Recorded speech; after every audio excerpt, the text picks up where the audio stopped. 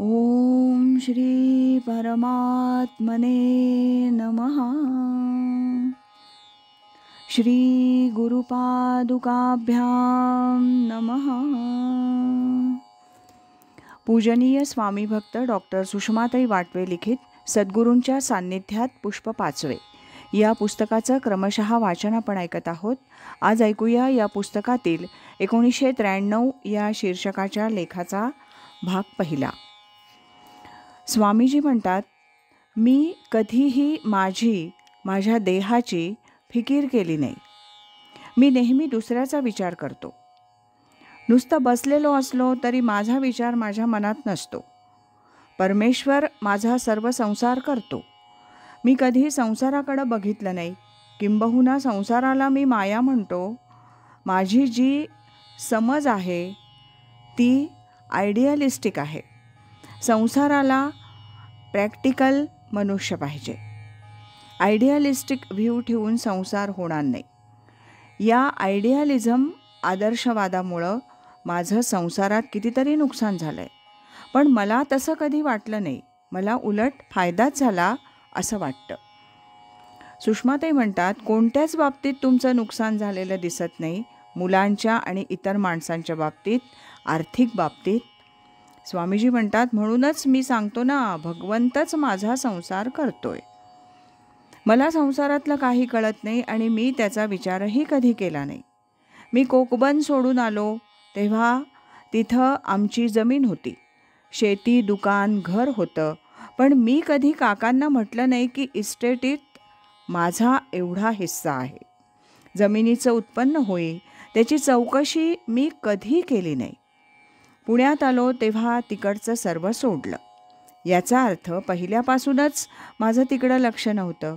आजही नाही तर 20व्या वर्षापासून मला आठवतं तेव्हापासून मी संसारी कधीही नाही. मी नेहमी दुसऱ्याचा विचार जास्त करतो. मुलं आपल्या पायावर उभं राहू शकतील, त्यांना फारसे अडथळे नसतात. मुलींना जास्त अडथळे, जास्त त्रास असतो. आता मी इथं येणाऱ्या एका मुलीचं बघतो ना. एका मोठ्या घराण्यातली मुलगी, हुशार, दिसायला चांगली, पण नवरा दारुड्या.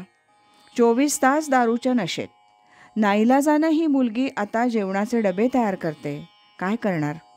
अशा मंडळींची चिंता मी करत असतो. त्यांच्यासाठी काय करता येईल ते पाहतो. सुषमाताई म्हणतात, म्हणजे तुम्ही स्वतःच्या संसाराचा, व्यवहाराचा विचार कधी केला नाही. पण तुमच्याकडे येणाऱ्या लोकांचा व्यवहार दक्षतेनं व्हायला पाहिजे. त्यात भोळसटपणा उपयोगी नाही. कारण तुम्ही ज्या सामर्थ्यानं, ज्या उंच पातळीवर राहून संसार केला, अथवा तुम्ही म्हणता तसं भगवंतानी तुमचा संसार केला, ती ताकद इतर मंडळींची नाही. त्यांना व्यवहारात पाय रोवूनच परमार्थ करायला पाहिजे. स्वामीजी म्हणतात, त्यांना मी सांगतो, सावधपणाने राहा, पुढला विचार करा. एका साधिकेला मी सांगतो, तू मोठ्या कुटुंबात राहतेस, पण तुझी आई आहे तोपर्यंत तुला घरात स्थान आहे. तिच्या पश्चात खात्री नाही. म्हणून 2-3 साधकांनी स्वतंत्र खोली घेऊन राहावं. नोकरी करत स्वतःच्या पायावर उभं राहावं आणि परमार्थ करावा. आता एका साधिकेसाठी खोली पाहण्याचं काम सुरू आहे. सध्या तोच विचार माझ्या डोक्यात आहे.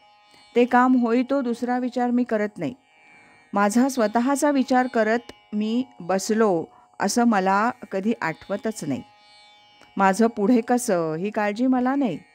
मी जेव्हा आजारी झालो 1991 तेव्हा ॲम्ब्युलन्समधून हॉस्पिटलमध्ये जाताना ही मुलं माझ्याबरोबर होती.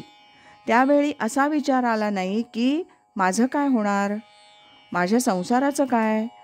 मी मुलांना म्हटलं, काळजी करण्यासारखं काही नाही. मी तुम्हाला सर्व सांगितलं आहे, सर्व दिलेलं आहे. त्याचा उपयोग करून आपला उद्धार करून घ्या. मी आजारी झालो तरी मी मरत नाही, काळजी करू नका. मी आता फार तर काही करणार नाही, पण मला काही विचारायला आलात तर मी आहे असं सांगत होतो. पण माझा विचार माझ्या डोक्यात नव्हता. पैशाचा नाही, मुलाबाळांचा नाही, माझ्या पश्चात माझा मुलगा काय करेल काही विचार नाही. भगवंतानी माझा संसार केला आणि तो करतोय इतरांच्या संसाराचा विचार जोपर्यंत मी करतोय तोपर्यंत परमेश्वर माझा संसार सांभाळेल. आज इथेच थांबूया. यानंतरचा भाग आपण उद्या ऐकूया. श्रीमद सच्चिदानंद सद्गुरु श्री स्वामी स्वरूपानंद महाराज की जय.